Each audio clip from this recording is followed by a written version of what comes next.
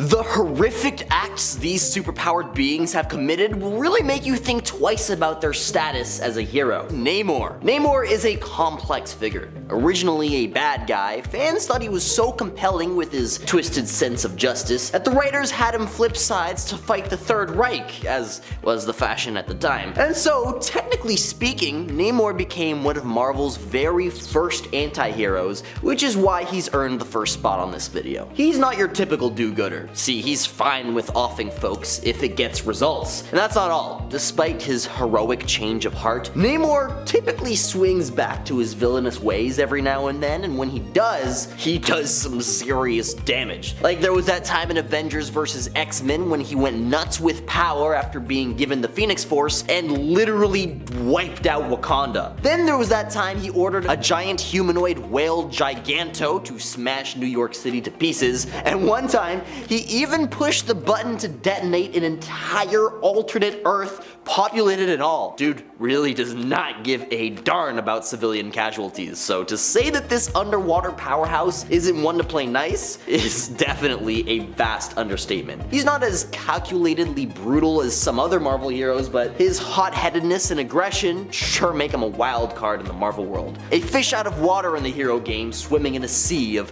moral ambiguity, all puns intended. Next up is Red Hood. Jason Todd, once Batman's Robin, took a dark turn after a brutal encounter with the Joker. His turn towards the dark side came as a result of fans getting to vote on whether he lived or perished in a comic storyline back in '88, and you can guess which one they chose, with the Boy Wonder meeting his end when the Joker snuffed him out with a crowbar. Fast forward years later, and Jason came back from the dead with a grudge. Reborn as the Red Hood, he ditched the whole hero thing and went on a revenge spree. He wasn't playing nice anymore. Gone were the days of just catching crooks. No. Now he was all about taking out his enemies with no mercy. And boy oh boy, his list of enemies was long. He antagonized his Robin successors. He blamed Batman for not offing the Joker, thinking Bat let the Joker slide. In fact, when he first came back, he absolutely brutalized the Joker in Under the Hood, even pulling the same crowbar trick that the Joker had used on him. And then he went on to force Batman into an ultimatum, deciding whose life should be spared, his own or the Joker's. Later in the story Battle for the Cowl, he took on the Batman mantle in Bruce Wayne's absence and committed some horrifying crimes in Batman's name and image. Even though he's gone from teaming up with villains to being more of an anti-hero, the Red Hood's quest for payback against crime, even if it meant ending people, went way beyond what Batman would ever approve of. If you're enjoying the video so far, please support the channel by pressing like, subscribing to Top 10 Nerd, and ringing that notification bell. Next up, let's talk about the Punisher. Frank Castle started off as a kind of hero who did bad stuff for what he thought were good reasons, but as time went on, things got way darker. He stopped caring about the reasons and just went full throttle into violence. He used to have this code, this idea that he was taking out the bad guys for a purpose, but now it's like he doesn't even need a reason. If he deems somebody as evil, they're as good as toast in his book. I mean, this guy's done some seriously messed up stuff. We're talking about ripping out people's guts with his bare freaking hands. And get this, he's taken out more people than you would even want to imagine. Literally upwards of like 50,000. It's hard to see how he could get any more brutal than he already is. Next up is the Comedian from the Watchmen series. Edward Blake, known as the Comedian, was a vigilante who towed the line between heroism and downright cruelty. He saw the world as a messed up place and believed that people were just as naturally messed up too. While he did fight on the side of good, it's really hard to call Blake a hero. I mean, come on, he didn't sign up for the gig to protect the good guys. He did it because he enjoys hurting the bad ones. Sadistic to be sure.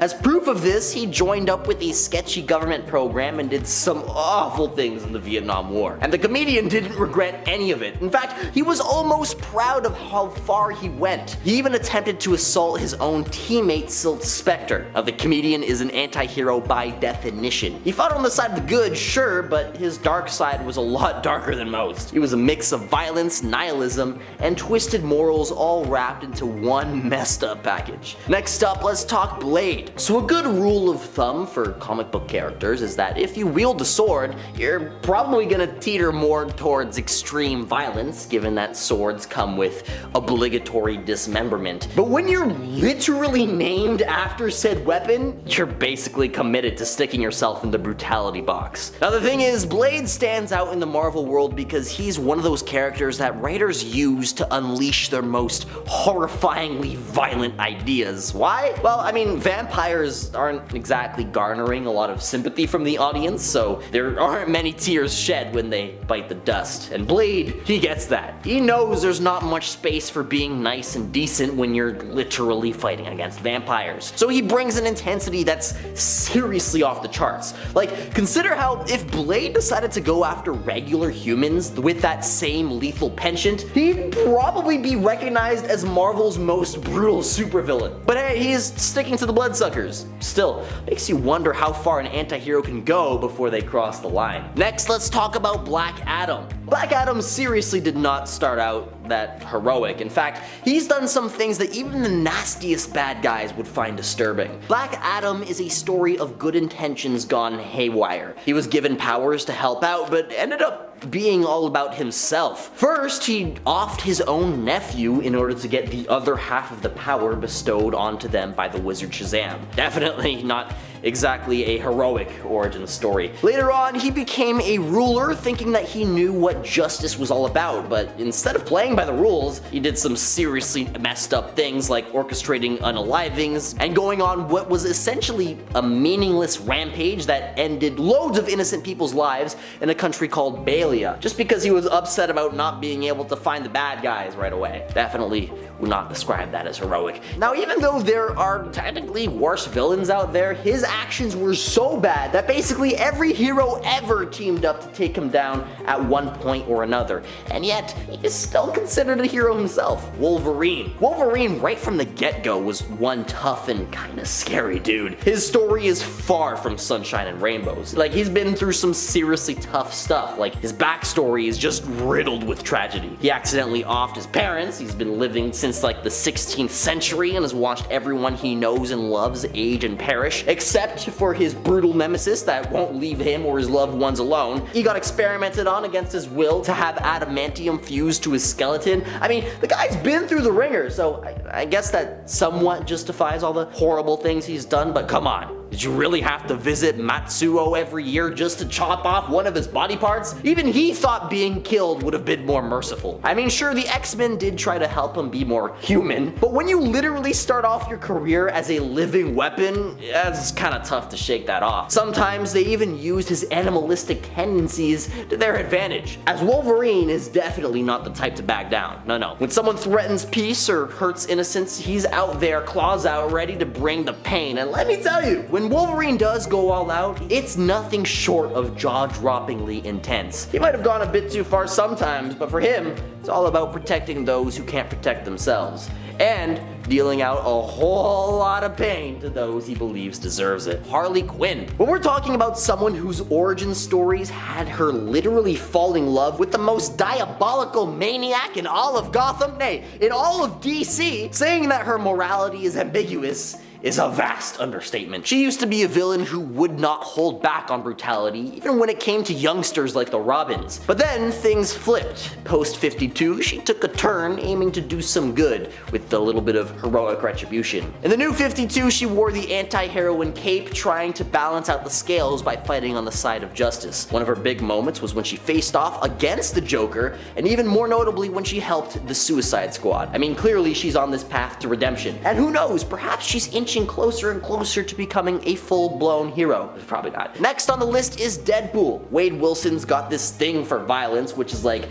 his go-to solution for just about everything. Now, he can and has shown the potential to be a great villain, like that time he eliminated everybody in the Marvel universe. But deep down, he's not all bad. Despite his love for chaos and mayhem, he sort of means well. He takes on the bad guys specifically, but he does it in a way that's a little extreme. Like, Sorry, seriously extreme. Making puppets out of enemies' leftovers? Yeah, that's way over the line. Eating the remains of his enemies? Absolutely bonkers. But in his mind, it's all part of fighting the good fight. He's a chaotic good guy, twisted, crazy, but somehow still on the side of good. Seems like nothing is below Deadpool. He was even willing, ready, and capable to become the Herald of Galactus. He literally shot a dude in the noggin just because he said he enjoyed the Star Wars prequels. Going too far? Try never far enough. And last on our list we have Batman. Yeah, plot twist. Bet you didn't expect good old Bats on this list, did ya? That's right, y'all. Though he's touted as a hero, what with his rule about not ending lives and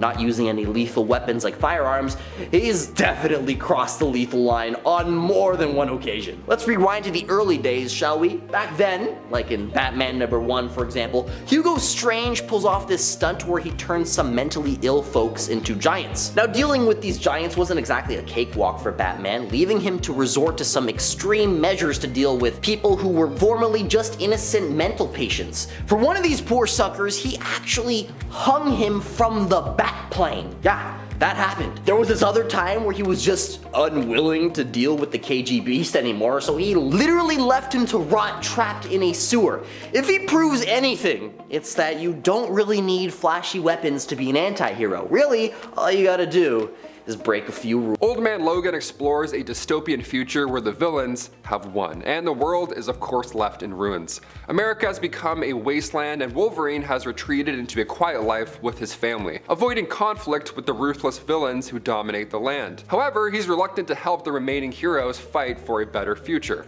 You can't blame him at this point. Now, as the story unfolds, Wolverine opens up to Hawkeye about the traumatic events that shattered his spirit. Now, during the villain's final assault on the heroes, Wolverine believed that the X-Mansion was overrun by enemies. So in a brutal and relentless battle, he fought with lethal force, only to later discover the real dark truth. Mysterio revealed that every villain Wolverine thought he had slain was actually an illusion the entire time. In the end, Logan was horrified to realize that he had inadvertently taken out his own friends, all victims of his own claws. Number 9. Dr. Destiny. In the Sandman story 24-Hour Nightmare, Dr. Destiny unleashes pure terror in a diner. They were trapped there and they couldn't leave, which already sounds like a nightmare. No grand slams here. But Dr. Destiny also subjected them to unspeakable horrors this entire time. Using a stolen ruby from Morpheus, Dr. Destiny gains the ability to control the minds of the diner's customers, forcing them to reveal their darkest secrets, worship him, and commit gruesome acts of violence. This story is often hailed as one of the scariest in DC history, and it's easy to understand why. There's no hero to rescue the victims here, no clear motivation behind all this chaos, and Dr. Destiny puts them through emotional and physical torment simply because he can. His sadistic amusement is the only reason for this carnage, making the horror even more chilling and senseless. The Netflix adaptation exists in that uncomfortable space as well. The same diner scene happens in the show, and this time it's really pushing boundaries. Number 8.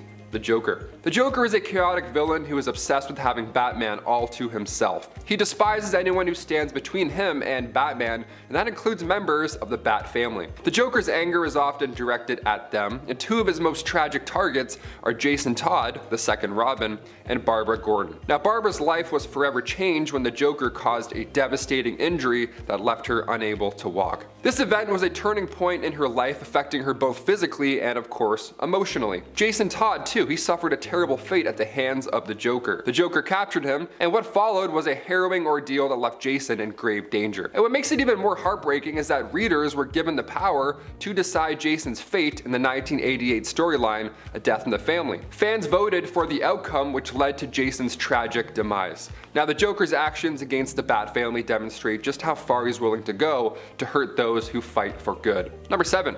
Purple Man. Purple Man's a villain from the Marvel Universe with the unsettling ability to control anyone's actions, forcing them to do whatever he commands, and they're not great. While his powers were originally portrayed in a lighter, more whimsical stories, their dark potential became painfully clear in later depictions. In Brian Michael Bendis' Alias series, readers saw a true horror of Purple Man's abilities. After Jessica Jones fought crime as the hero Jewel, Purple Man used his powers to abduct her, imprison her in his hotel room for months at a time. Now, Jessica's freedom came when Purple Man sent her to fight Daredevil, but she was ultimately rescued by the Scarlet Witch, who broke his influence. Now, the psychological toll of this trauma was immense. Jessica was so deeply affected by her experiences that she walked away from her superhero career and even became a private detective, still haunted by the lasting impact of what Purple Man had done to her in the past. Number 6. Batman who laughs. Batman is known for being prepared for any situation, and Gotham City is lucky that he's on their side, because if he weren't,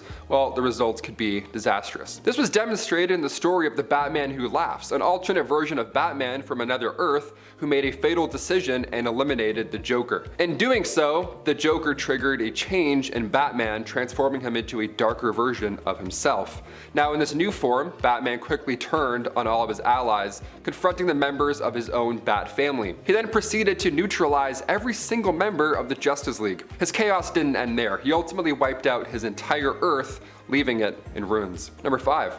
Kingpin. In Frank Miller's iconic Daredevil run, the Kingpin discovered Daredevil's secret identity and set out to ruin his life. Using this knowledge, he froze Matt Murdock's bank accounts, took away his apartment, and sabotaged his legal career by framing him for a crime that he never even committed. Even without a job, money, or stability, Murdock continued to be a target. When he confronted the Kingpin in his office, the criminal mastermind retaliated. He hired a super soldier to target Murdock's loved ones, and even after Murdock managed to get a job as a diner cook, the Kingpin orchestrated a devastating attack on the city, destroying the diner and causing havoc in the neighborhood. Kingpin's grip on Murdock tightened, even manipulating the legal system to prevent anyone from helping him. The relentless destruction of Murdock's life finally ended when Captain America stepped in, exposing Kingpin's actions and bringing an end to his reign of terror. Number 4. Reverse Flash. Reverse Flash harbors a deep resentment for the happiness of the Allen family. While it's widely known that he took the life of Barry Allen's mother and wrongfully blamed his father, his vendetta went even further. Before the tragedy, Eobard Thawne manipulated Allen's relationship, driving a wedge between them and ensuring that they all fell out of love. This made the false accusation against Barry's father more believable, while also ensuring that Barry grew up in a broken home.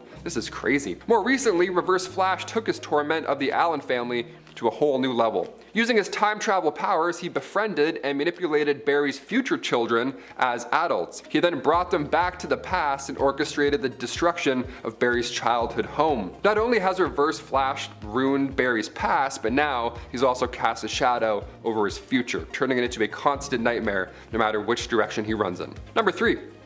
Thanos. You're probably familiar with Thanos' infamous quest to wipe out half of all life, a storyline explored in both the MCU and comics in an attempt to win the affection of the personification of death herself. However, what you might not know is that Thanos eventually achieves an even darker version of his goal. He succeeded in eradicating all life across the universe. In Donny Cates' run on Thanos back in 2018, the Mad Titan encounters a future version of himself who has fully accomplished his twisted mission. This future Thanos, after spending thousands of years in his conquest, doesn't just eliminate the heroes of Earth, he wipes out every living being across the cosmos, leaving no planet unscathed. This is crazy. This storyline not only takes Thanos' desire for ultimate power to this chilling new extreme, but also explores the consequences of achieving his twisted dream, showcasing the depths of his obsession with destruction and nihilism. Number 2. Sinestro. Sinestro's path within the Green Lantern Corps was always shadowed by his true intentions. Much like Hal Jordan's rise to power, Sinestro's journey began when the previous owner of a Green Lantern ring, Gus Gotha, crash-landed on his planet. Now, while Gus Gotha's life was coming to an end, he passed the ring to Sinestro, the only one nearby. Sinestro quickly proved himself to be a natural with the ring, effortlessly defeating the alien that was pursuing him. However, once the threat had passed, Sinestro had made a crucial wrong choice. Instead of saving the original ring bearer right there, he allowed him to pass away, knowing that in doing so would secure the ring for himself. This moment marked the beginning of Sinestro's very long, very dark path, casting a long shadow over his legacy and setting the stage for his rise as one of the most infamous figures in the universe. And finally, number 1, Poison Ivy. Poison Ivy may be one of Batman's most formidable adversaries. While other villains scheme and plot, Ivy doesn't just dream of conquering the world, she does it, often in the blink of an eye. In Batman issue 41, readers are thrown into a world already under Ivy's control, with Batman confined in a mansion surrounded by those closest to him.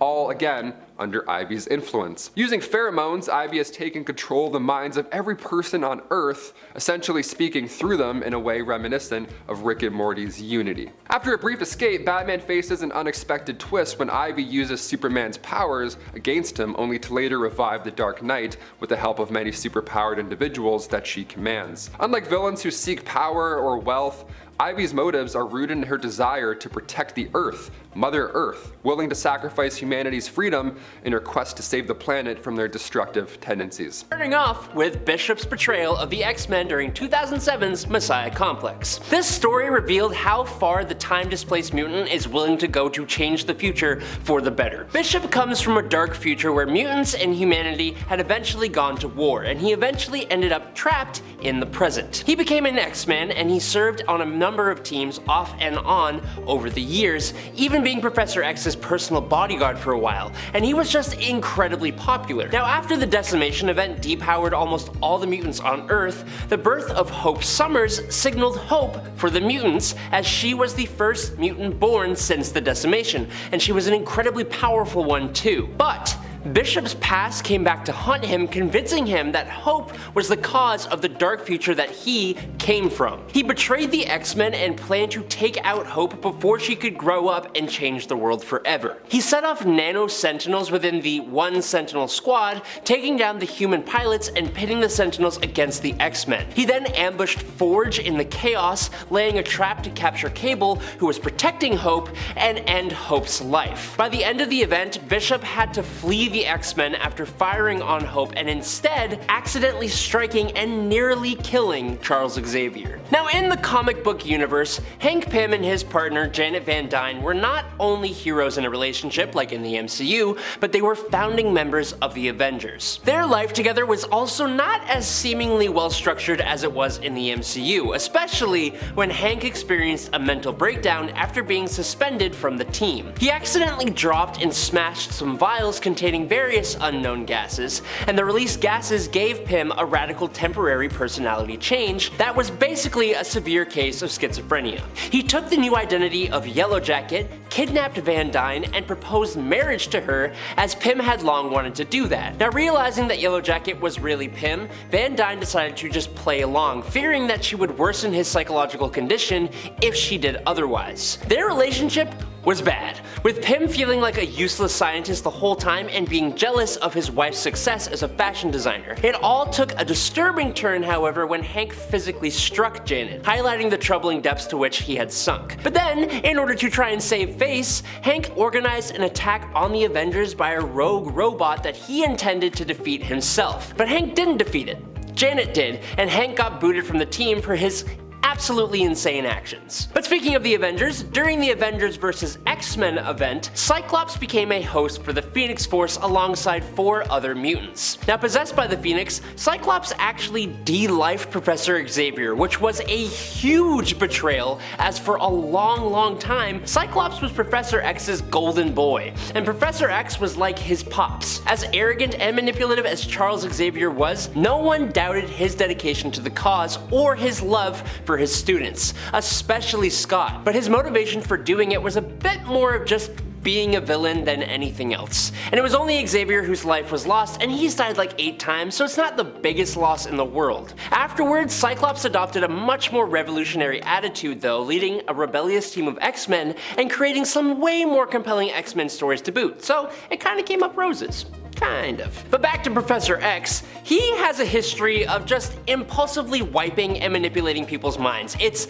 not good and it never goes well in the long run, but for some reason, he just keeps doing it, even to those that he considers friends and colleagues. One of the worst examples of this came in giant-sized X-Men #1. Charles Xavier had to put together a brand new X-Men team thanks to the fact that his original X group was being held captive by the living island Krakoa. However, we later learn that this new team wasn't the only one, because Professor X already sent another new squad of X-Men to save his original team, and they were all horribly killed. Vulcan, Sway, Darwin, and Petra all seemed to perish at the hands of Krakoa, and rather than admit his poor decision making got a bunch of mutants killed in action and just taking responsibility, Charles just erased the minds of everyone who knew about this team, including Vulcan's older brother, Cyclops, who then became Xavier's little boy scout. This came back with a vengeance and bit Xavier in the wheels when Vulcan turned out to be alive and came back for some vengeance. Now, moving away from the X-Men,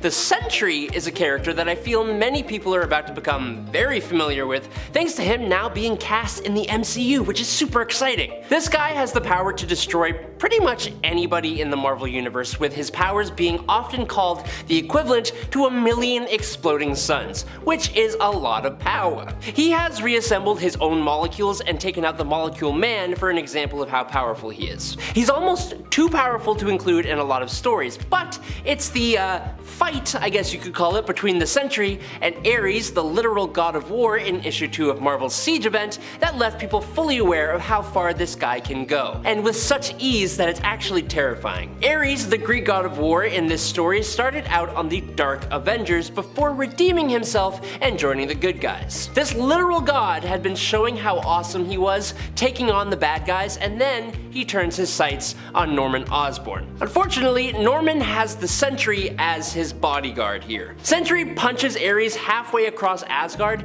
and maybe 2 or 3 punches later, he just grabs both ends of the God of War and just rips him completely in half. Question: how do you guys feel about Disney's MCU TV shows? I know some of them are really good and some are a little bit harder to like, but people seem to be mixed when it came to the Falcon and the Winter Soldier. This show actually had some really awesome, surprisingly graphic moments, and one of them stands out among the rest. This takes place after Steve Rogers has stopped being Captain America, so instead, John Walker has taken up the Captain America mantle on orders from the government. Now, as comic book fans know, John Walker is not the greatest guy around, and in the MCU, it's pretty much no different. In one of the most shocking and dark scenes from the show, from the entire MCU to be honest, in episode 4, after the Flag Smashers just caused the passing of Walker's best friend Lamar, John chases down one of the Flag Smashers, and in front of an entire crowd of people, he very brutally uses the shield of Captain America to bring the Flag Smasher to an end. The bloody shield of Captain America is such a surprising thing to see, especially out of the MCU,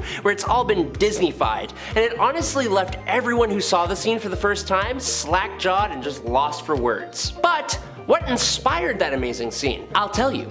It's the Ultimate Universe. In Ultimates number 12, Captain America is caught in a fight with Herr Kleiser, who is an old German rival of his. Now, just for better context here, Herr Kleiser is actually one of the Chitauri, and they launched a full-scale invasion of Earth in the modern day, which gave Captain America the opportunity to put Kleiser down for good. So, Herr Kleiser is naked for some reason following a fiery explosion, and the two are going punch for punch, with Kleiser even getting the upper hand on Captain America and ranting about eating Steve's face. It's weird. Now, after Nick Fury tries to intervene and Kleiser tries to make Cap surrender, America finally gets the upper hand. Captain America pins Kleiser down, lifts his shield above his head just like in the MCU, and he slams it down edge first right into Kleiser's chest, basically slicing the guy in half. Then, Captain America insults the country of France.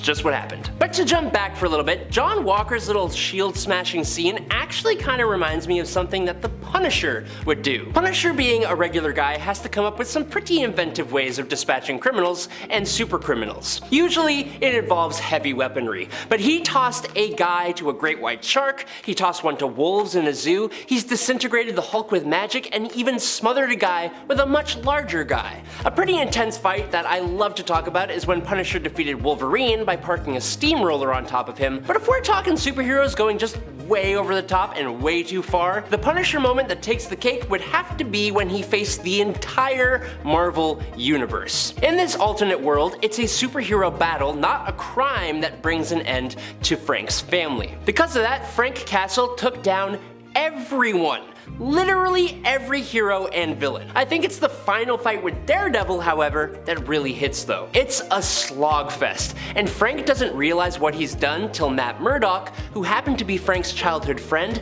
pulls off his mask before he passes away, which then prompts Frank to turn on himself, and it left everyone reading it just super depressed. We're gonna move on from that. Enough about Punisher. What about zombies? In Marvel Zombies number 2, zombie Peter Parker and Luke Cage leave the group of cosmically superpowered zombies and they regain their good guy nature, going on to try and protect what's left of humanity on Earth. Unfortunately, they get teleported to a different reality by Malcolm Cortez's son. In Marvel Zombies Returns, the zombie heroes, Spider-Man and Luke Cage, end up on Earth 91126. Zombie Spider-Man thinks that he can cure their zombie virus by finding the Lifeline tablet. But just as he's getting underway with his plan, he gets distracted and forced into a fight with this reality's Dr. Octopus, Electro, Mysterio, Vulture, Kraven, and Sandman, the Sinister Six. Despite trying his best to hold back his hunger, Spider-Man can't really resist Kraven's scent,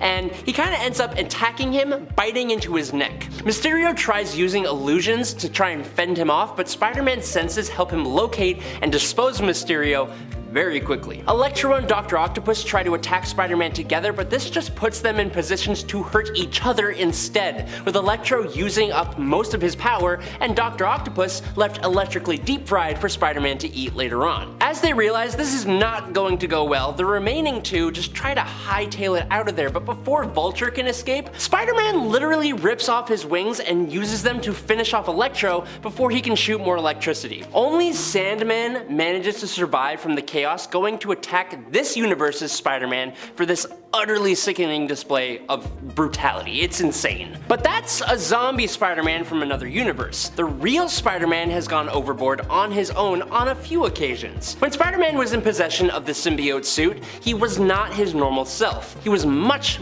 more ruthless, and Spider-Man can already knock criminals into a coma when he's pulling his punches. The death of Jean DeWolf is one story that took place during this time, and it's one of the best Spider-Man comics of all time. One of the superhero's closest allies in the NYPD gets taken out by a villain named Stanley Carter, aka Sin Eater. Both Spider-Man and Daredevil team up to hunt Sin Eater down, but when Spider-Man interrupts Sin Eater from attacking Betty Brant and almost wiping her out, Spider-Man starts to lay into the guy, beating the snot out of Stanley while giving him an earful. Peter goes so far that Daredevil notices his heartbeat pounding way too hard and he attempts to pull Peter off of the already beaten villain. He has to try and defend the criminal from Peter Parker, who is seemingly pretty much gonna take him to the grave. Daredevil says, if you want him, you'll have to come through me, and that was probably not the best choice of words because the very next panel shows Daredevil flying out through a window.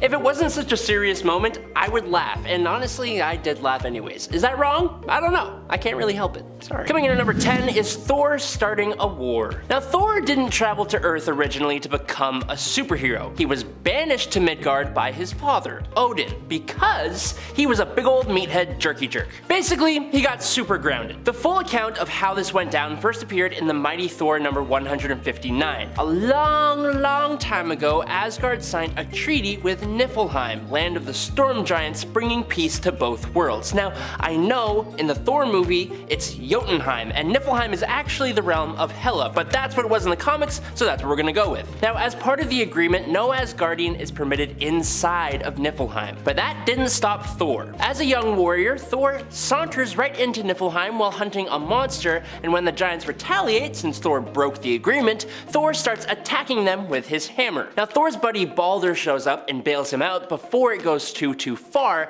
but it doesn't really save him. Weirdly enough, Odin's actual breaking point comes later on when Thor transforms an arm wrestling contest into a full-on bar brawl. That is the incident that forces Odin to trap Thor in a frail human body, wipe away all of his memories of godhood, hide Mjolnir, and banish him to Earth. Now, until he can learn his humility, he'll have to somehow survive on Earth as a well-educated, handsome, mortal doctor with a lovely girlfriend. Must be so hard. Number 9, Wolverine. The world of Old Man Logan is a pretty bleak one. This post-apocalypse came to be when the villains decided that instead of fighting their usual villains, who they always lose to, they would instead put themselves up against whatever hero they were actually best suited to face. In the case of Wolverine, that happened to be Mysterio. Mysterio is a master of creating illusions that trick even the senses, and he is almost always defeated by Spider-Man, usually because of his spider sense. But for Logan, his super senses are one of his key traits, so when Mysterio uses his illusions to trick those senses into believing that the X-Mansion was being attacked by Doc Ock, Ulysses Klaue, Stryfe, and a whole squad of powerful villains, Wolverine held nothing back. Using his claws, he cut through the villains like butter. With all the other X-Men nowhere to be found, it was Wolverine versus everyone, and he was taking all 40 villains to the grave. Now when he finally took down the last one, Bullseye, the illusion was lifted to reveal that these villains were in actuality his fellow X-Men, who were just caught completely off guard by the sudden attack from one of their own. It led Wolverine to almost take his own life, and then to commit to never popping his claws again, until, well, you'll have to read the old Man Logan story. Sorry. Number 8. Punisher. The Punisher kills the Marvel Universe in and of itself is pretty much an entire story of a superhero going way too far. Only he isn't even really super, he's just really dedicated. Punisher loses his family when they are caught in the crossfire of the superheroes facing the invading Skrulls in Central Park. Now Frank straight up takes the lives of 4 heroes right there and then. He is then arrested but charged by a group of other people who have been similarly affected by the superheroes to literally wipe out all super beings on the planet Earth. It is nuts. There are tons of things from the comic that we could talk about, but I think I'd like to focus on one moment. It's how the Punisher destroys Dr. Doom.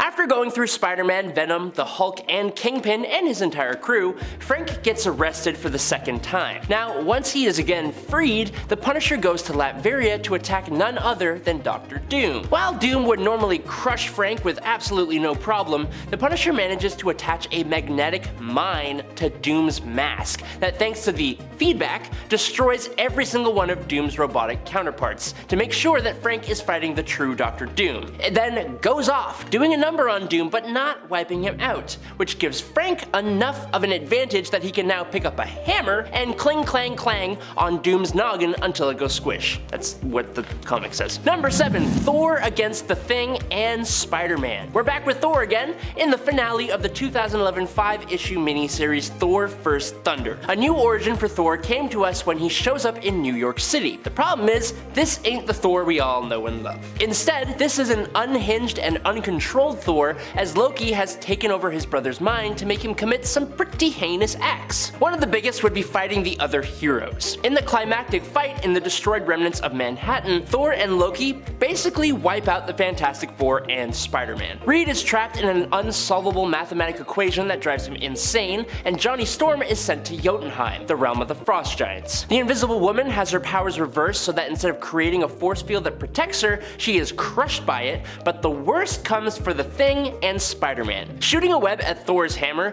Thor throws his enchanted hammer all the way into space, where Spider-Man quickly succumbs to the oxygen-free environment. And the hammer then returns to Thor, who uses it to knock the bottom half of the Thing's jaw clean off of his face. It's crazy. There's at least a happy ending after Thor breaks free of his hypnosis, because he's so upset that his father Odin reverses everything and erases the world's minds of their memory. Number 6. Colossus and Magic versus Spider-Man. In the Avengers vs. X-Men event, a group of 5 X-Men were granted quite the power boost in the form of the Phoenix Force, which came to Earth for Hope Summers. Now thanks to Tony Stark, it was split into 5 parts, and that's what inhabited the bodies of those 5 X-Men. The mutant siblings Colossus and Magic were 2 of these X-Men. Now in the 9th issue of the event, Spider-Man buys the rest of the Avengers time to escape by placing himself in between these 2 godly powered mutants and the rest of his team. Spider-Man got completely beaten to a pulp. Every time they knocked him down, he got up again and continued to fight, even with Colossus smushing his face, stomping on his spine, and blasting him with energy. It was honestly kind of hard to sit through. He still has that whole charming personality and beautiful brain though. Even though he was completely wrecked, Spider-Man gives them a little innocent reminder of the fact that if one of them is defeated, the other one will gain even more power. Now we don't get to see the fight that takes place between the 2 of them. Instead, we get to see the unconscious bodies of both of them, with Spider-Man still barely standing to let everyone know he got them to knock each other out, but they still completely wrecked the web slinger. It was brutal. Number 5. King Thor. Thor number 68 flashes forward to the year 2020, which it was in the past for us, but that doesn't matter. When a war between humans and the gods ended with Thor in charge of the whole world. New York is a wasteland ravaged by an attack that also leveled Asgard. Every human baby is registered at birth and monitored just in case they become potential threats to the Asgardian regime. Resistance movements, including the ones led by the Avengers themselves, were quelled in rather violent fashion. Loki and the Enchantress serve as Thor's primary advisors and help him re-educate any rebels that may arise, including Jane Foster. This rule over the Earth lasts for hundreds of years. Now, over time, Thor, using Asgard's technology, eliminates famine, war, and poverty, which is great, but he also locks up unbelievers in reconditioning centers where Loki makes them compliant using magic. Humanity basically loses its will to live, leaving buildings unfinished and refusing to strive for anything better because, basically, with no problems, there's no point in doing anything. So, when Thor falls into the Odin sleep, which is necessary for him to restore his powers, Loki and the Enchantress take over, and it goes about as well as you might expect. Now, thankfully, this all gets set right thanks to some time travel and Thor's son showing just how disappointed he is in his own father, but now Thor is well aware of the fact that in a possible future, he could have ruined everything. Number 4, Batman and Robin. All-star Batman and Robin, the Boy Wonder, is something else. Taking place in Frank Miller's Batman universe, this version of Batman is kinda just crazy. He is a jerk, and he does some very strange things, like in issue number 9, Green Lantern comes to Gotham to confront this new Batman on his methods of fighting crime, which involves Batman trying to basically just terrify criminals. Now, Batman agrees to meet in one of his safe houses. He gets his Robin to paint the entire inside of the safe house yellow, like the entire thing from floor to ceiling. Even he and Robin completely cover themselves in yellow paint. Now, this is specifically because it completely depowers Hal Jordan. As Batman tries to convince Hal that his new Robin is not Dick Grayson, he lies and says that Robin is a protege from Istanbul with the fastest hands you've ever seen and a whirling dervish in a fight. To prove that, Robin stole Green Lantern's ring right off of his finger without him even noticing. Now, Hal goes to get his ring back, and Robin shows him the error of his ways as he basically dances around the lantern and knocks him to the ground. Unfortunately, though, he gets a little carried away and decides to hit Lantern right in the neck, essentially crushing the windpipe. Batman then tosses Robin into a wall, following it up with a punch to the face, which was kind of unnecessary, and immediately performs a tracheostomy on Hal to save his life. Number 3, Iron Man. Marvel's first Civil War put Tony Stark Iron Man in an interesting position. While his Superhuman Registration Act could be seen as a good thing, his methods of enforcing that act is where he really went wrong. For example, when Tony couldn't get into contact with Thor to ask him to join his side of the conflict, he instead decided to use the Asgardians' genetic info without his permission, teaming up with Hank Pym and Reed Richards to create a robotic clone of Thor called Ragnarok, with a huge amount of almost godly power. While it seemed like a perfect way to turn the tide of the conflict, it turned out to actually be too effective. It doesn't take long for the Thor clone to become much too violent, and it ends up blowing a hole right through the chest of the hero Goliath, taking his life. This moment led heroes such as Spider-Man to switch over to the anti-registration camp, but what's worse is that Ragnarok managed to remain on the loose for a significant period of time after this happened. But as you can imagine, when Thor eventually came back, he wasn't exactly pleased about the situation. Number 2, Moon Knight. In Charlie Houston's 2006 Moon Knight run, in the second issue, Mark recalls how he ended up in a wheelchair, and it was all because of this little fight he had with his nemesis, Bushmaster. Now, in a flashback, the two are brutally fighting along the rooftops until Bushmaster savagely throws Mark off of the roof, and he crashes down, bouncing on and off of a fire escape below, breaking and crushing both of his knees. It's brutal with a capital B, but this is Moon Knight. Thinking he'd won, Bushmaster comes in for the final hit, but Mark lands multiple crescent darts deep in the villain's neck. But Mark isn't finished there. He then climbs on top of his nemesis, and using another dart, he basically relieves Bushmaster of his face, giving him a look that resembles what his mask used to be, a face with the skin removed. It's kind of terrifying. Now, some things that Moon Knight does can be argued as justified to solve a crime, or save a victim, or to just teach a lesson, but Moon Knight, I kind of think he took pleasure in this one. And finally, in at number 1 today, it's Oliver Grayson. Now, everyone who has seen the Invincible animated show knows about Omni-Man going bananas and wiping out the Guardians of the Globe and fighting his own son Invincible. invincible. But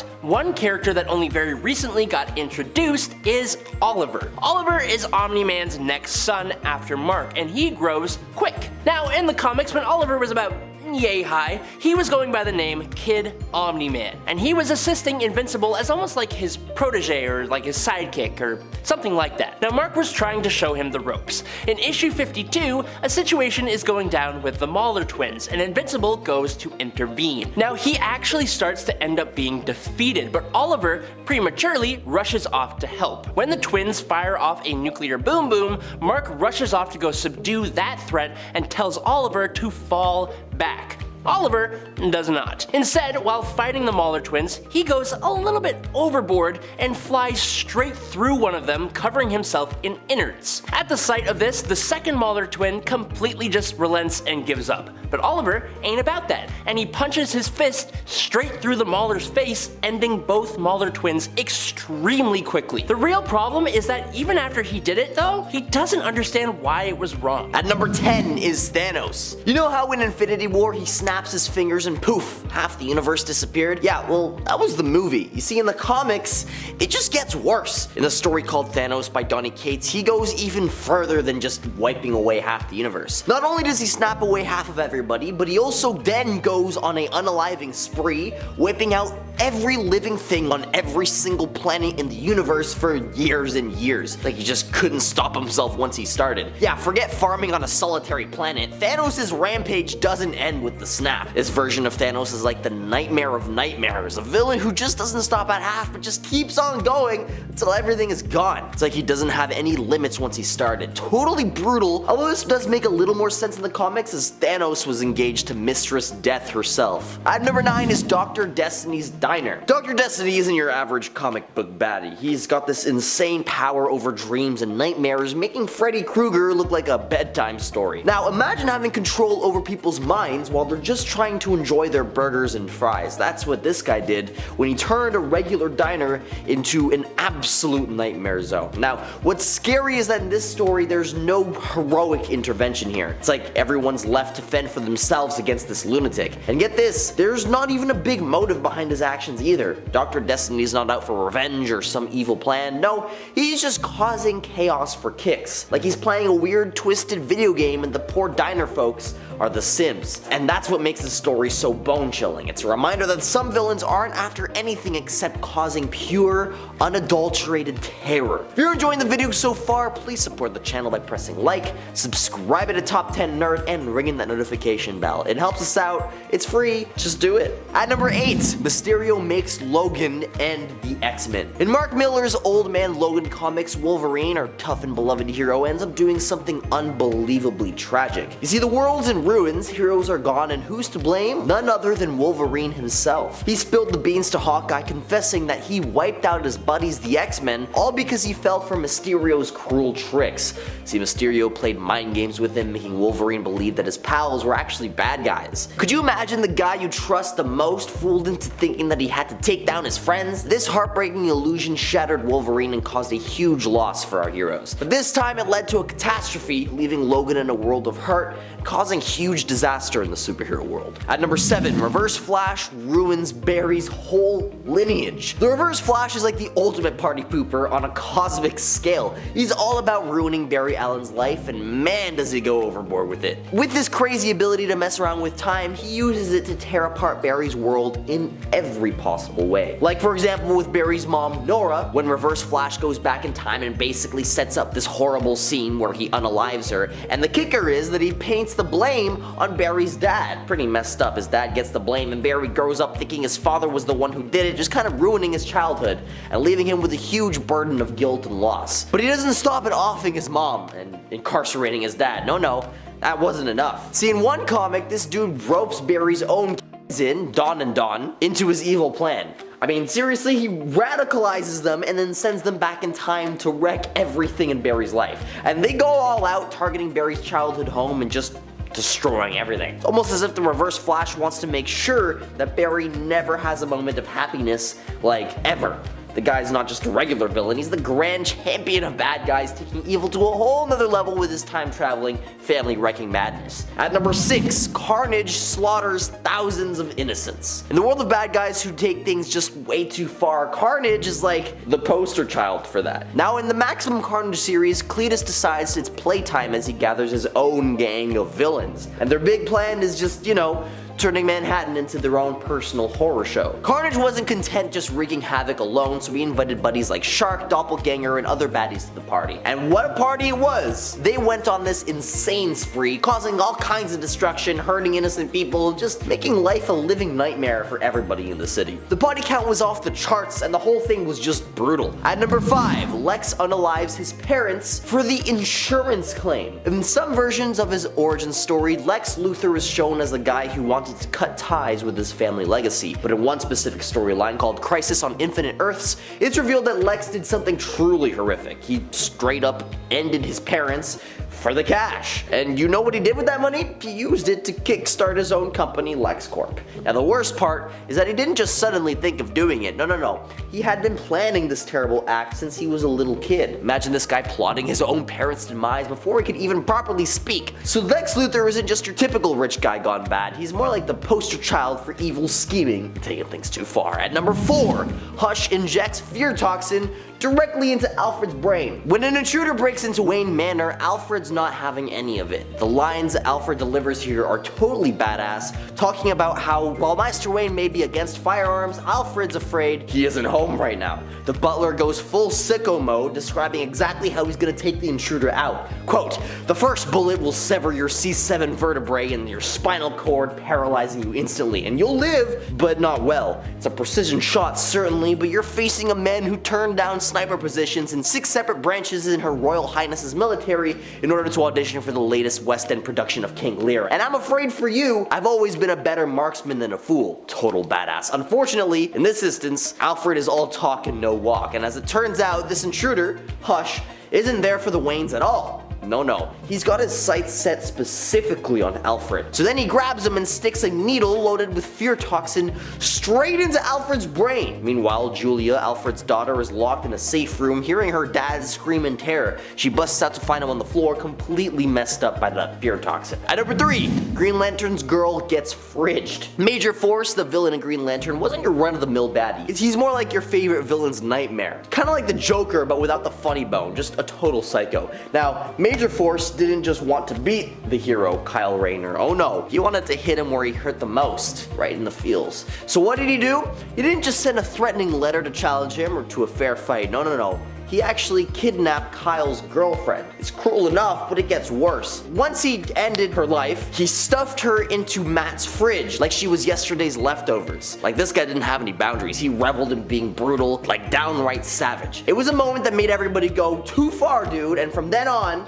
when a villain crosses the line, they call it fridging. And that's how intense and memorable this Major Force brutality was. At number 2, Purple Man torments Jessica Jones. Purple Man had a scary power as he could make anybody do anything he wanted. In a comic book called Alias, he did something awful to Jessica Jones. He kidnapped her using his power and kept her trapped in a hotel room for months. During this dark story, Jones suffered a lot. Purple Man tortured her until Scarlet Witch eventually helped break his spell after a big fight involving Daredevil. And it's no shocker that after this entire ordeal, Jessica Jones was so traumatized that she decided to quit being a superhero altogether. The acts that happen here are so heinous that I can't even mention them on YouTube. Now, the villain just crossed some lines, let's just say that. And coming in at number 1 is the Killing Joke. In this classic tale, the clown prince of crime is going to extremes to mess with Commissioner Jim Gordon's head. He kidnaps Gordon and sets off this twisted mission to show that a single terrible day can turn someone from sane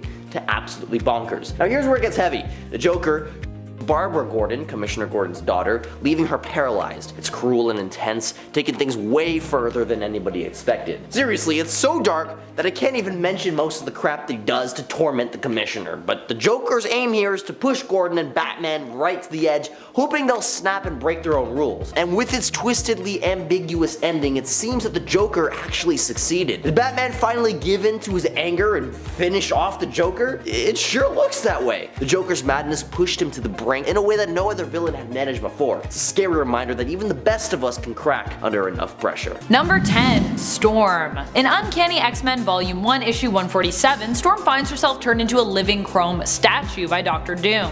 When her fellow X-Men arrive to release her, she is enraged from being trapped as a statue. Her fear of claustrophobia allows her to connect with her powers in a way she never has before. She rages and unleashes a storm that encapsulates the entire world as she becomes one with the planet and its elements. Fortunately, her fellow X-Men are able to talk her down, likening her to the Phoenix and reminding Storm of Jean's fate when she too was corrupted by power and turned to the dark side. That allows her to let go of all that rage and all that intense power that she is feeling and make her no longer a threat to the entirety of the Earth. This allows us to see from an early stage just how awesome Storm's powers were. Needless to say, when she was confirmed as Omega, those of us that had been with the X-Men since Volume 1, I'm sure, were gleeful at the news and unsurprised. Of course Storm is Omega, she's on goddess levels. Number 9. Vulcan. Vulcan is the other Summers brother. There's Cyclops, Havoc, and Vulcan. Gabriel Summers, however, is maybe the worst of the three, although both Alex and Scott have had their moments. Vulcan toiled to seize the Shi'ar Empire for himself after marrying Deathbird.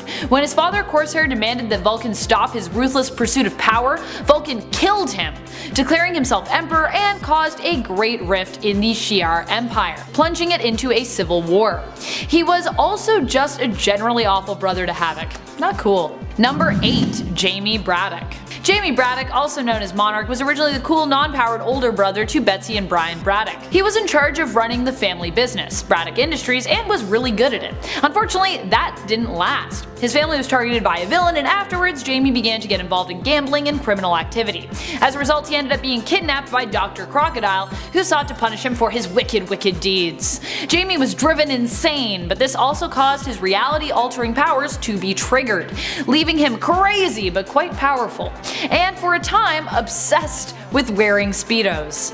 What is up with that? Is that what happens when you have your your reality altering powers activated? My reality altering powers are activated, I must wear a Speedo. He went on to attack the British superhero team Excalibur, brainwash children, and poison Black Widow, and always ends up being a problem brother who, when you think you can trust him, you actually can't, and who, when you think he's dead, he probably isn't. Number 7. Magneto.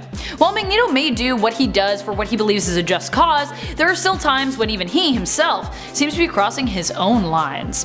While Professor Xavier has often been an advocate for achieving peace and coexistence between mutants and humans, Magneto has seen the challenges between the two groups to mean that coexistence is really not possible. The way he sees things, it's mutants versus humankind. But even he took things too far when in Uncanny X-Men Volume 1, Issue 500, after he had regained his powers, he used them to make sentinels attack the X-Men. Sentinels! The very things that threaten the existence of all mutants. The nerve. Number 6. Jean Grey. Where to begin with Jean Grey? Being as powerful as she is opens up Jean to a lot of darkness, and when she ends up merging with the Phoenix Force, she ends up becoming corrupted by the power she manages to tap into, becoming, well, Dark Phoenix. As Dark Phoenix, she committed genocide, destroying the entirety of the Dabari race when she absorbed the power of their sun, causing it to supernova and destroying their planet and everyone on it. Beyond that, she also antagonized Emma Frost, telepathically torturing her. Sure, Emma Frost stole Scott Summers away, but I really don't think she deserved to be tortured for it. Besides, if there is anyone to blame in that scenario, it really should be Scott himself. You two ladies, just calm down. Number 5. Stryfe. Stryfe is a clone of Cable who was created in case Cable did not survive his technovirus illness. Stryfe himself has no such technovirus as a result, but ended up being kidnapped and raised by Apocalypse, causing him to become pretty villainous, which I guess is kind of like a virus in a sense. It's like a moral virus. He was the one responsible for unleashing the legacy virus on the world when he sent the canister it was contained in to Mr. Sinister, telling him that it contained important genetic materials belonging to the Summers line, and causing Mr. Sinister to open it, unleashing the legacy virus. While the legacy virus was stopped, it was considered one of the greatest threats to mutant kind. Beyond that, Stryfe also looks super cool. Too cool in my opinion for a villain, as it makes me want to be on his side of things. Stop seducing me to join the dark side with your stylish suit of armor, Stryfe. Number 4. Legion. David Haller is the son of Charles Xavier and Gabrielle Haller.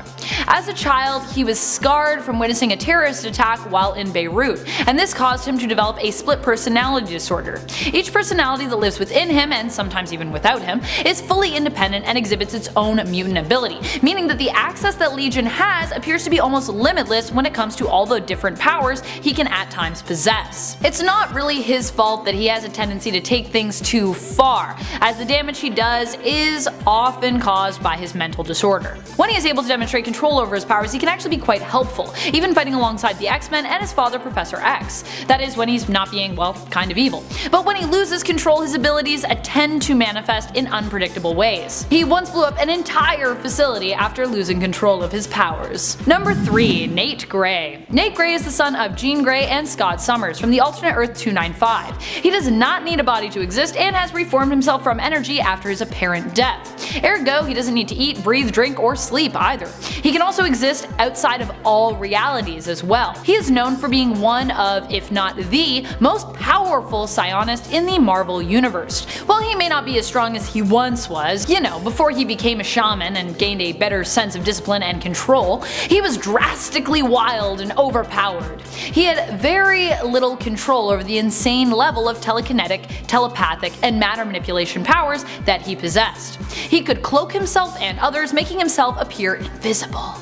He once destroyed an entire moon with his telekinesis, and he has stated before that he was created to destroy worlds. That's just how dangerous and powerful Nate Gray can be. Number 2. Franklin Richards.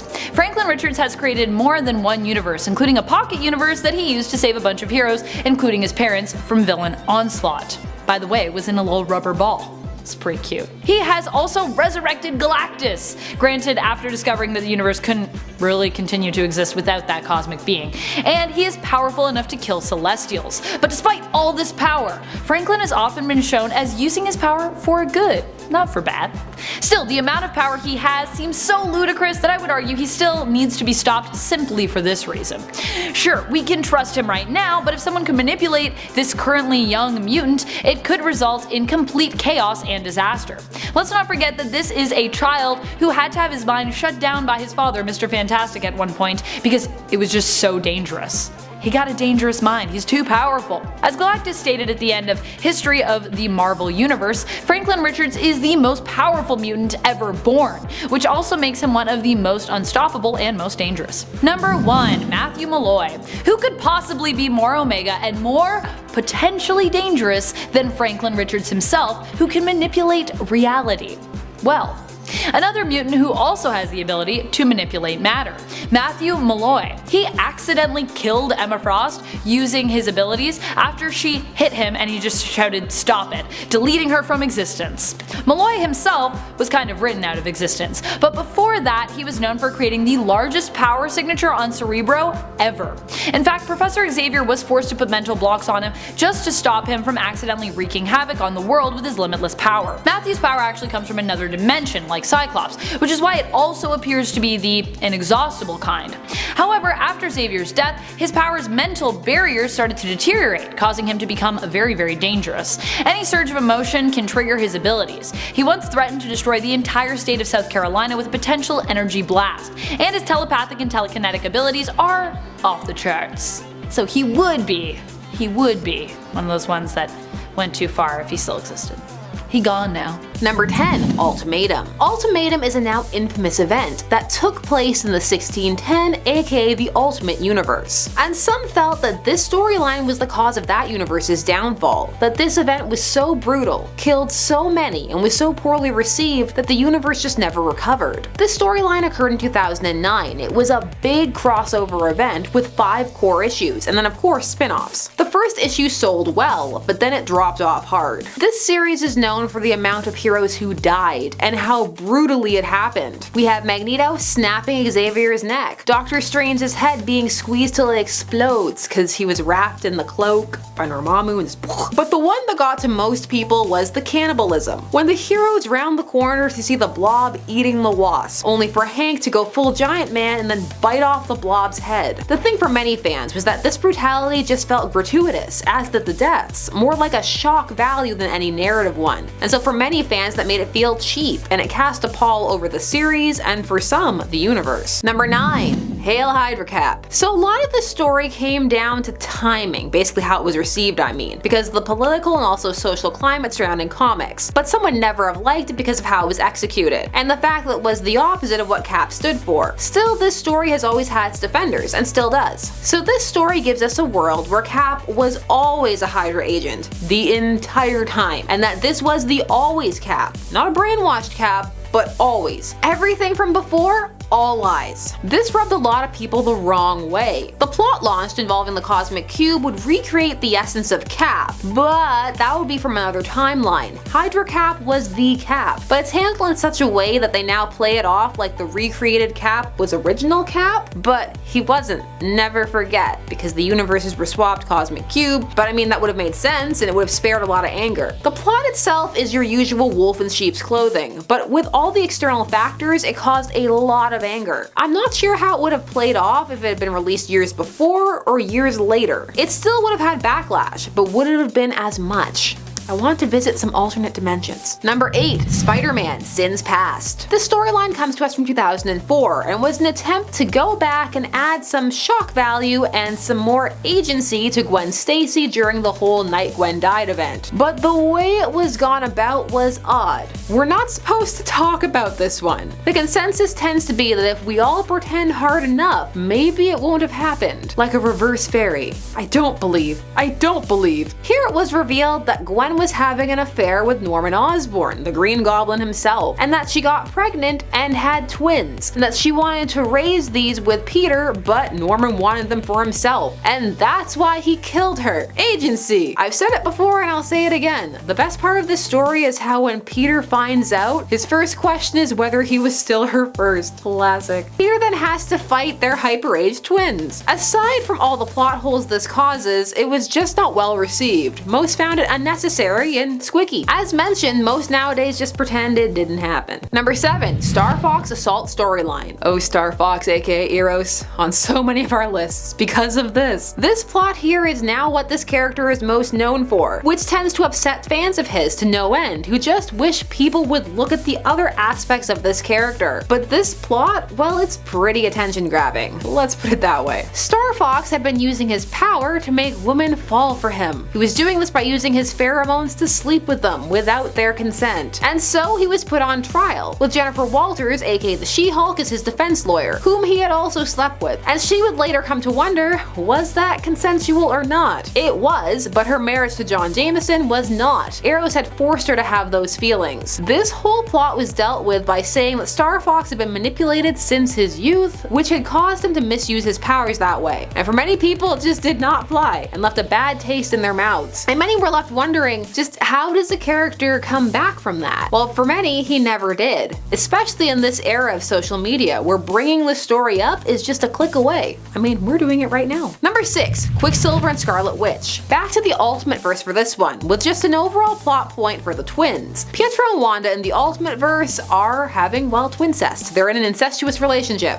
Why? Cause why not? Pushing the boundaries. Also, the series stops to lecture Captain America for being squicked out by this. I'm using the word squick a lot in this video. This one falls in the just but why category. I mean, if you're not gonna do anything with it, then why exactly point out was the point? Still, few who know about it can forget. Not that it happened. But is it as unpopular as these two not being Magneto's children anymore? Maybe not. I don't know. You tell me. Number 5. The Boys. All of it. At our midway point with The Boys, the series by Garth Ennis, where his goal was to out-Preacher his other series, Preacher, to create the most out-of-control series in terms of violence and sex that he could, and well, he certainly succeeded. But for some, it's too far, and a lot of what occurs is exploitative. The period beard is a big one for a lot of people. When wee Huey goes down in Starlight and surprise, it's her time. This video's not family friendly anymore. I'm just always like, that's unrealistic. He would taste that, unless he doesn't know know what blood tastes like. I can feel some of you cringing. There was also just the entire arc that was Herogasm, which featured a superhero orgy and the assault of Wee Huey by Black Mar just cuz. Again, Ennis was aiming to be over the top, and for some people that works, but for others, they'd prefer things to be a little more reined in, or at least directed. Number 4. Multiple Man absorbs his son. Jimmy Madrox is the Multiple Man. He has the ability to create duplicates of himself, and he does this sometimes for recreational purposes, including one night where him and a duplicate hooked up with 2 separate ladies, one of whom was Siren, who got pregnant and decided to keep the baby. Jamie was convinced he was the father of that baby, as he was sure that he had slept with her and that it hadn't been his dupe. However, in a horrifying plot point, it turned out that he had been mistaken, and when he went to hold his son Sean for the first time, the baby was reabsorbed into his body. Siren was devastated, and Jamie basically told her to get over it.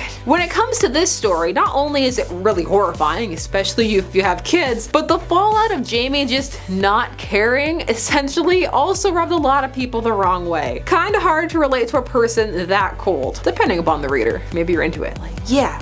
You don't care. Number 3. Nightwing raped. During Nightwing's first solo series, writers were working to establish him with his own set of baddies. This was to really get him out of Batman's shadow. One of these villains was Blockbuster, who entered essentially his arch nemesis slot for a bit. It all escalated to the point where Blockbuster was killed and Nightwing just stood by. Because of all the ingrained don't kill mentality from his time with Bruce, this shattered him, rendered him catatonic for a minute. And as Nightwing was laying on the rooftop, traumatized, Tarantula, a villain/anti-hero involved in this whole arc, mounted him and just had her way with him, even as he asked her to stop. This was then treated as if it did not happen. Years later, the author Devin Grayson, well, she would apologize, claiming she had an arc to go with it, but she left the book before she could implement it. This contradicted an earlier statement, where she said she hadn't understood the ramifications of the plot, largely because Nightwing's a guy. There were plots like this in the 80s too, with the New Teen Titans, then they reversed it, it was a revenge plot. These plots are fine in my opinion, though not everybody agrees with that, but you need to treat them with gravity, you need to think about it. Think it through. Number 2. Identity Crisis. In 2004, DC published a story called Identity Crisis that would end up shaping many of the characters for years to come. And some have come to feel that this story went too far, for several reasons. 1. The transformation of Dr. Light into a rapist, and the rape of Sue Dibney, the wife of the Elongated Man. 2.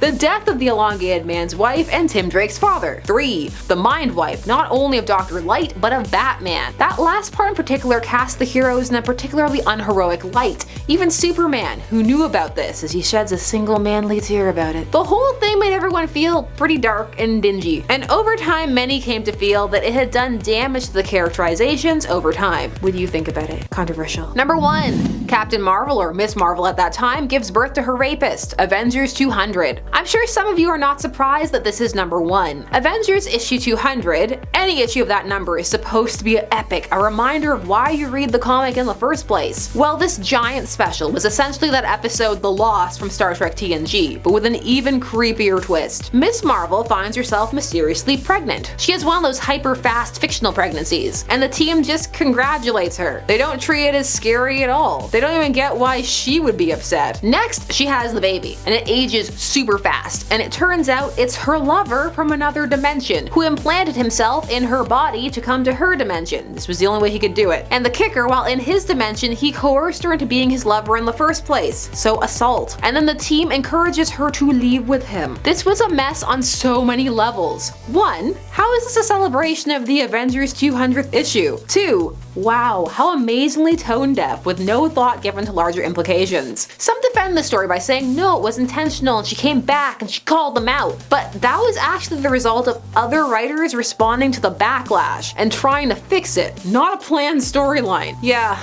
not a good look. Memorable though, I'll give you that. No one's forgetting Avengers 200. Starting us off in at number 10, killing everyone in Sanctuary. Heroes in Crisis. Alright, let's start off our list by looking at the most recent Flash, Wally West, doing some pretty darn crazy stuff. So, between 2018 and 2019, Heroes in Crisis was a DC story event that, despite having crisis in the title, was a murder mystery by Tom King that essentially doubled down as a mental health PSA. In theory, fantastic idea. In execution, a little questionable, or at least as far as some fans were concerned. In it though, we see that there's a mass shooting at a place called Sanctuary, a rehabilitation center for superheroes that was set up by DC's Holy Trinity, Batman, Superman, Wonder Woman. This massacre kills off a slew of heroes, and Booster Gold and Harley Quinn become the primary suspects. But it is later revealed that the shooting was an accident caused by Wally West, whose family was wiped from existence prior. He's been suffering with a lot of stuff due to that. Mental stuff, PTSD guys, not fun. Turns out Wally West, who was amongst the death count, ran to the future, killed himself, brought back his corpse, and then planted it there to shed any onus. What the f, Wally? Eventually the truth comes out and Wally ends up in a Justice League prison and feels really crappy about himself, so yeah. Moving on to number 9, ignoring a woman's cry for help, in The Flash issue 89. Alright, so Heroes in Crisis hasn't been the only time that Wally West has found himself in a pickle involving the well-being of others. In 1994, Volume 2 of The Flash, issue 89, we witnessed the events of a civil lawsuit against Wally in which the plaintiff, Allison Armitage, was badly injured during a conflict in which Wally was fighting crime. Her injuries resulted in her legs being amputated afterwards. What the f? I would sue the shit out of Wally too if I were her. And she claims that Wally had ignored her cries for help, hence why she got injured. She sought out $20 million in compensation. Of course, Wally believes that the villain Abracadabra, who was Allison's lawyer, is truly behind this. And because of the incident, the Barry Allen Foundation makes a deal with Allison and prohibits Wally from using the costume, the persona, and the powers of the Flash. In the following issue, Wally makes amends with Allison and manages to defeat Abracadabra, but that definitely isn't gonna give Allison her legs back, will it, Wally? Just saying. In at number 8, letting Savitar kill Iris. Moving on from the comics and into the CW Flash show for this number, let's talk a little bit about the TV version of Barry Allen from the Arrowverse. In season 3, episode 22 of the show, Barry makes a series of mistakes that eventually leads to Iris's death at the hands of Savitar, who is his own time remnant. The team had actively tried to prevent Iris's death with the creation of the Speed Force Bazooka to trap Savitar, which, side note, Speed Force Bazooka is such a ridiculous weapon name. Just saying, I know it makes sense in the context of the show, but it's like the f***ing cosmic treadmill. It's like, Flash's stuff is just so silly sometimes. Lovable, but silly. The plan was to hide Iris on Earth too, but Savitar is already one step ahead of them, disguises himself as Barry, and then gets Iris and takes her to Infantino Street, the location where she's supposed to die, and also, fun fact, a street named after the comic book legend Carmine Infantino. Savitar knew ahead of time how to stop the Speed Force Bazooka, and he still manages to kill Iris after all. I mean, come on, Barry. We all know you're smarter than that. And at number 7, accidentally causing Dante Ramone's death. Returning to the CW show for this number, Barry Allen is arguably responsible for the death of Dante Ramone, the older brother of Cisco. Barry does this thing where he believes that he can change the events of tragic occurrences, like the deaths of characters. Remember Flashpoint in the comics? Yeah, although apparently according to Doomsday Clock, Dr. Manhattan was really to blame. Anywho, in the show, in his grief over the death of his father at the hands of Zoom, Barry believes that he can reverse things, so he goes back in time to save his mother Nora from being murdered. But in the process, his actions result in Dante's death, and a whole lot of grief for Cisco. And the worst part, when Cisco found out, you know he was probably like, seriously dude, another death thanks to Barry screwing with the timeline? What gives? Because this is a reoccurring thing, it's kind of problematic. Moving on to number 6, mindfuck. In Jeff Johns' The Flash issue 200, Wally West decides to use his time manipulation abilities in a more psychological way, by making Zoom relive his worst memory over and over and over again. Harsh, Wally. Feel like that's a trick you learned from Barry, but we'll get to that a little bit later on. So let's backtrack for a sec. Wally and Zoom had been hashing it out for several issues prior, and our hero was having a real tough time bringing the Reverse Flash to justice. He had even siphoned off the speed of other good speedsters in an attempt to have more power than Zoom, but he still struggled. Zoom decided to hit Wally where it hurt most, attacking his wife Linda. Except it wasn't just Linda he was hurting. Linda was pregnant, and in the process of Zoom's attacks, the twins inside of her womb were killed, causing her to have a miscarriage. That pushed Wally over the edge, and he decided to do the worst thing he could possibly do to Zoom out of revenge. He freezes Zoom and forces him to watch the worst day of his life over and over and over again, causing the villain to shed a singular tear. That's how you know that he really got to him, that one tear. Whew. At number 5, he mind-wiped the world and let crime run rampant in The Flash issue 200. This number actually connects to our previous number. What we talked about before wasn't the only terrible thing that Wally did in that issue. He also let crime run rampant and mind-wiped the world. It's a bit of a double whammy at this number. After the conflict with Zoom wraps up, Wally decides he needs to reconsider having his identity be public because, you know, he just did some terrible stuff that doesn't look all too great. And And as you can recall from our Heroes in Crisis number, Wally doesn't like to take blame for shit. Plus, the main reason is having his identity be public knowledge put Linda and his family and friends at risk. So he decided to call up his pals Hal Jordan and the Spectre to help him figure out what he should do. And Wally decides that the best approach is to mind wipe the world so everyone forgets that the Flash is Wally West. They do it, or rather the Spectre kinda does it, cause the bro's super powerful. And the mind wipe is so effective that even Wally forgets that he was the Flash for a hot second. The worst part is, the comic explicitly states after the mind wipe that because of this, there's a big boost in crime that occurs, meaning Wally's decision put a whole lot of innocent people in danger in the aftermath. Dude can't catch a break. In F4, he gloated over the body of a dead criminal, from Flash Comics number 1. This is one of the earliest cases of the Flash being a tad extra, and it comes in Jay Garrick's tenure as the Scarlet Speedster in the Flash Comics issue 1. It was the golden age, so the occasional criminal homicide was much less of a big deal back then. Hey, Batman and Superman also knocked off a couple people back then, but no one talks about that anymore. Well, actually, we've talked about it a few times on our channel, but you guys get what we're going for here. In Flash Comics issue 1, Jay is really starting to take crime fighting and the responsibilities that go with it seriously, so he goes and seeks out a group of villains. But here's where it gets a bit fun. A villain named Sir Satan actually attempts to get away from the speedster by driving off, but Jay pursues him and then cuts the car off, which causes it to tumble down a hillside and kills Satan in the process. Instead of being like, oh crap, accidents happen I guess, Jay Garrick is like, nah, time to gloat over this criminal's corpse as he's still trapped inside of this steaming vehicle, which he does while announcing, I'm on hand just to see your finish, Sir Satan. Like a little extra there, Jay. Little unnecessary. Especially since no one else is there to watch you do the gloating. It's like entirely for your own selfish gain there. A little weird. Moving on to number 3, suicidal killing spree. The premise for this is pretty straightforward. The Flash in the future becomes evil, goes on a killing spree, goes back in time to kill himself, all as a means of saving himself. If you're not following, essentially, Flash went evil, and in order to save himself from being evil and killing everyone, despite killing all of the villains of the future might I add, he attempts to stop more tragedy from occurring by offing himself before he turns evil. Still a little confusing, I know. You can tell that it's the evil Barry though because he wears blue and he snaps necks. In at number 2, he killed Professor Zoom in Flash issue 324. While you could take a look into any superhero's history and find that they've committed at least one homicide since their time of having powers or beginning their careers as vigilantes, the Flash is a character who, when he's committed murder, has done it in more contemporary times. Minus the one Jay Garrick one that we mentioned earlier. Golden and Silver Age murders, sure, we'll let those slide, but when murdering a foe is a pivotal plot point in your solo series, that we can't really ignore. Such is the case in the story leading up to the famous Trial of the Flash story arc. In the Flash issue 323 from 1983, Barry is getting married to Fiona Webb. In the lead up to the wedding, Zoom begins to leave creepy messages for the Scarlet Speedster, the likes of, guess who's gonna kill your wife again? Actually. For context, Zoom aka Reverse Flash had previously murdered Iris on the day of her and Barry's wedding. Barry, late for the wedding this time around, rushes to Fiona, who thinks that she has been left at the altar because he's late. But Barry gets there just in time this time, and instead of just beating Zoom up like he did previously, he snaps his neck. Just fractions of a second before Zoom was about to kill Fiona in literally the exact same way that he had killed Iris. Barry is then arrested for manslaughter in the death of Eobard Thawne, and the Justice League are forced to decide whether or not to kick him out of the group. And finally, in at number 1, Eternal Punishment.